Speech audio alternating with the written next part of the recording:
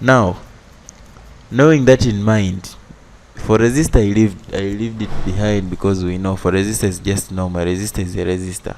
R will always be R. There is no maneuvering. So we will speak of these two when they are connected in series, and somehow we will touch, to be more competent, tutagusia zikiwa in parallel.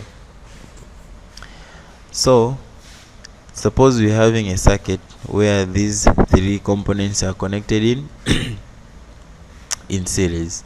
We have the resistance, we have the inductor, and we have the capacitor connected in series.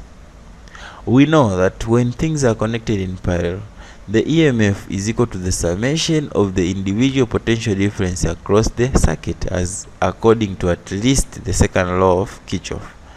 So we know that the EMF V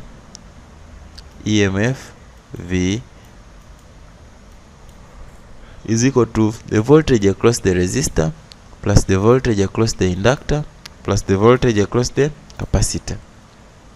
Okay, now we have something we call phasor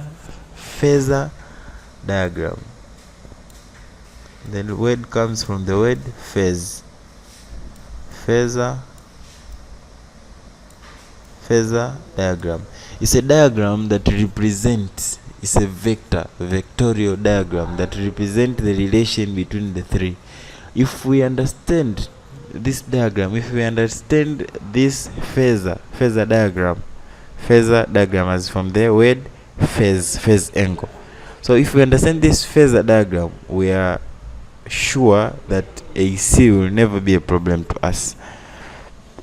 So the diagram is an XYZ diagram, an XY plane. Okay, so we have an XY plane, we have our Y, and we have our X-axis there, Y.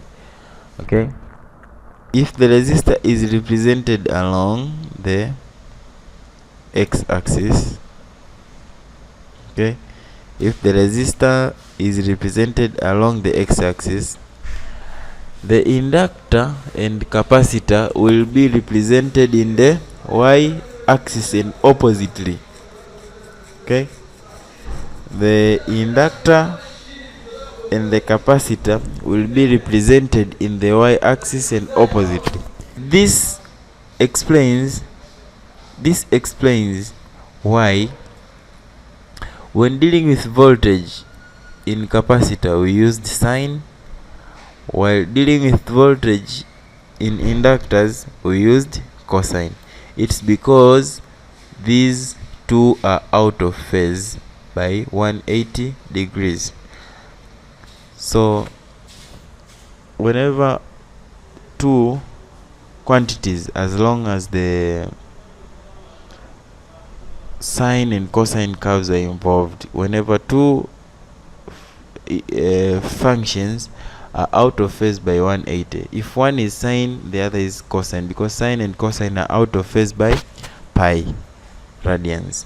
Okay, so due to this, it's the reason why they are represented oppositely along the Y. It's not a rule, it's not a must they be represented by Y. It's just that if you take the resistor in the X-axis, then the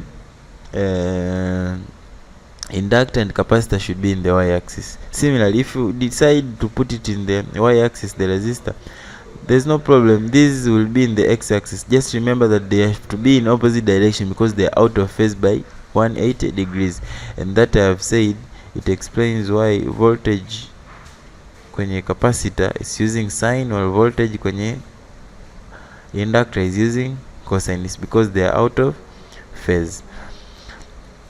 Therefore, these are vector. The good thing about AC, voltages, resistances are not just added kiolelaolela. Haujumlishi tu, yani mradi resistances haujumlishi hata kama ziko in series, haimaanishi resistance unajumlisha tunavyotaka wewe, hapana. Ndio maana kuna phasor diagram kwamba easy, as long as AC is involved, the additions have to be guided vectorially. ambayo itatuguide kufanya hizo vectorial ni hii phasor diagram. So kama vector inavyosema kwamba the resultant, lazima tutafute resultant. Kama huyu the inductor inaenda juu na huyu inaenda chini, kawaida capacitance inakuaga value zake ni ndogo kutofautisha na inductor. So finally if you want to represent our diagram in terms of vector diagrams, then we have the base, and from the head of the base we will start our vertical, where our vertical will be the difference of this will be VL minus VC, okay, in values of the inductor minus the value of the capacitors. Here down we'll have the value of the resistors. So finally we will have our resultant, which will be the overall values. So if we are dealing with voltages, this will be the overall voltage of the whole circuit. If we are dealing with resistance, say this is the reactance of the inductor, this is the reactance of the capacitor, we will be dealing with the resistance of the whole circuit.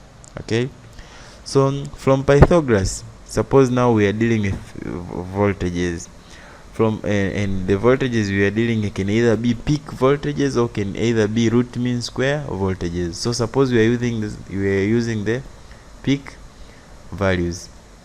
So we know that from Pythagoras, this, if this is c square, this is b square, this is a square, we know that a square plus b square is equal to c square. Our a is VR, so we have VR naught squared.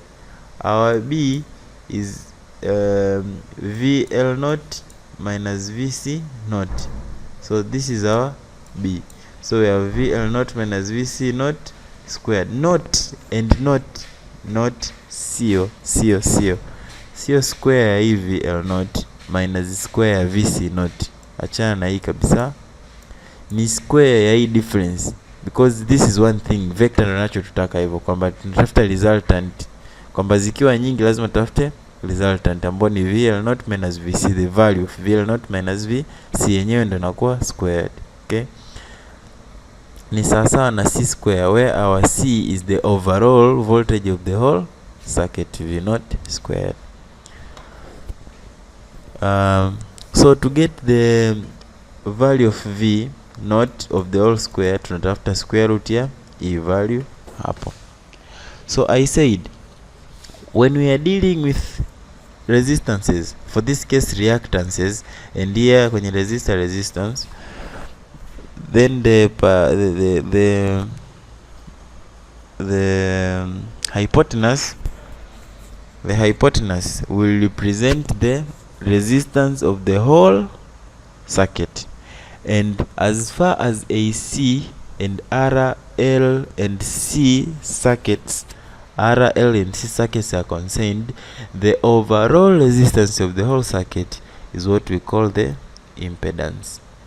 So we have a new term here, that the impedance is the opposition which the circuit as whole. So is the opposition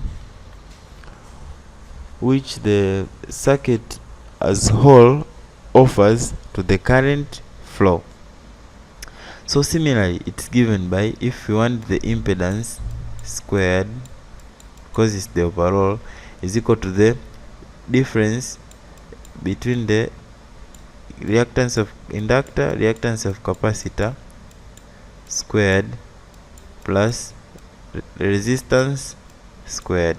So to get the impedance is equal to the square root of x, the difference of the reactance squared plus the square of the resistance, as per Pythagoras theorem. Impedance also can be given by the total voltage over the total current. You get the total resistance.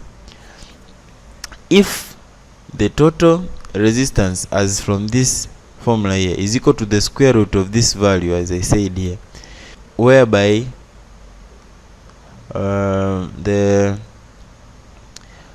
voltage across the resistor is equal to the voltage across the is equal to the product of current that is passing, because they are in series, the current that is passing through all the components is the same. So current that is passing is the same, I naught times R. Know it from now if we didn't know earlier, kwamba voltage and current kwenye inductor, voltage and current kwenye inductor na capacitor, they are out of phase. Okay, that's why this is expressed in sine, this is expressed in sine, this is expressed in cosine. But for resistors, they are in phase. That means for a resistor, voltage and current, they move along, they are not out of phase. If one uses sine, the other uses sine too. If one uses cosine, the other uses cosine too. That's why you can see here that it's that way. So similarly to the voltage across the inductor is equal to the current that is passing through the inductor times the resistance of the inductor, the reactance of the inductor. Similarly for the capacitor. So we have V naught from here, V naught as the square root of these values. So if we substitute, instead of VR naught, we put these values we have written here, and finally we fact out I naught. We come to reach to a conclusion of delivering of getting these values here. And if we take V naught divided by I naught, we get the impedance. Therefore the impedance is given by the square root of the square of resistance plus the square of the difference between the reactances between the inductor and the capacitor squared.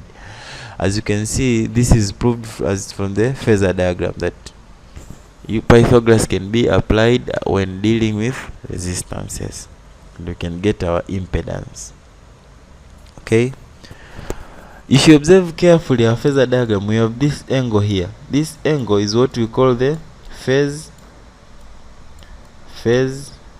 angle. This is what we call the phase angle.